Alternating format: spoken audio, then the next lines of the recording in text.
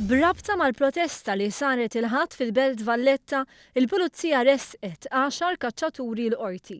Waqt din il-protesta li saret wara li l-Gvern ħabbar id-deċiżjoni tiegħu li għalaq l-istaġun tal-kaċċa b'mod immedjat, attendew madwar 200 kaċċatur. Ftit minnhom infexxew f'tajir u kliem oxxen.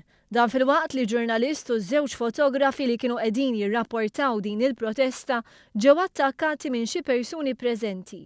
L-inċidenti fil-belt kienu segwiti minn inċidenti oħra fil-Buskett fejn żewġ osservaturi tal-Asafar sfaw midruba wara li ġew aggrediti.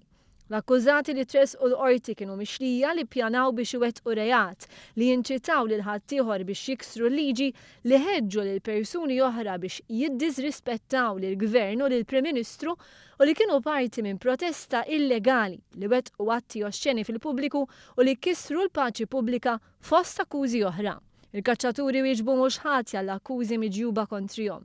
Il-prosekuzzjoni tmexxiet mis-Supretendent Carmelo Bartolo u l-ispetturi Darryl Borch, Jurgen Vella u Edil Meri Camilleri.